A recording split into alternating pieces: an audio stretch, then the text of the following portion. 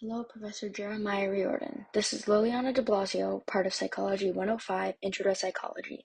Today, I'm going to be explaining Chapter 9, Social and Personality Development in Childhood. Here are the learning objectives.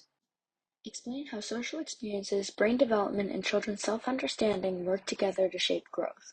Describe the significant contributions of parent-child and peer relationships to the development of social skills and personality in childhood.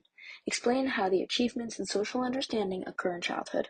Moreover, do scientists believe that infants and young children are egocentric? Describe the association of temperament with personality development. And explain what social and emotional competence and provide some examples of how it develops in childhood. How have I become the person I am today? Every adult has pondered over this question from time to time, and the answer that comes to mind include the influences of parents, peers, significant others, temperament, a strong sense of self, and sometimes critical experiences such as parental divorce. The study of social and personality development reveals perspectives of these factors that eventually show how complex the influences are on the developing children. Understanding social and personality development requires looking at children from three perspectives. 1. Social context, where each children lives, what relationships provide security, guidance, and knowledge. Biological maturation supports developing in social and emotional competencies and underlies temporal individuality. And 3. Children developing representations of themselves in the social world.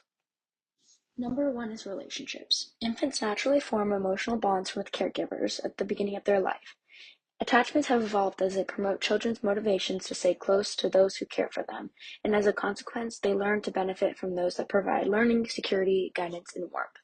The Strain Situation Experiment measures the type of attachment that infants have by observing how they react to a brief separation from their caregiver.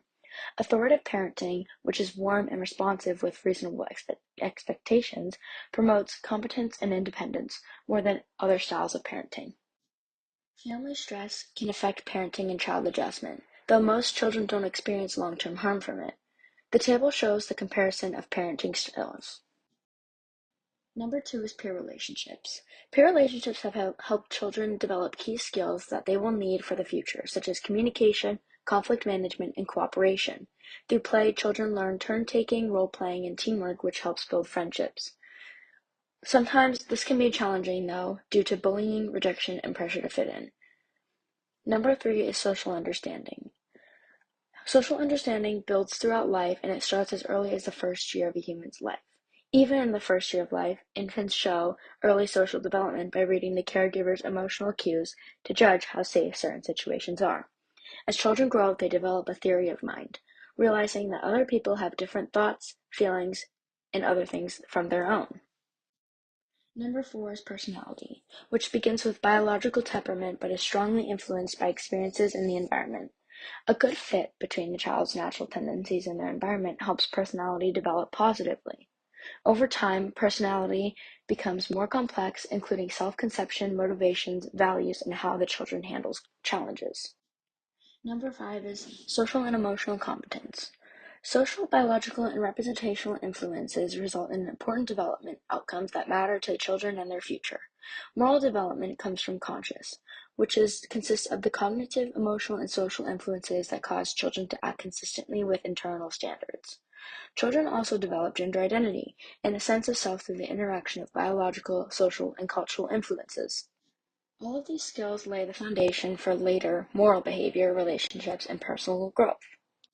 To wrap up, who we have become is shaped by the ongoing experiences and interactions of our relationships, biology, and how we see ourselves.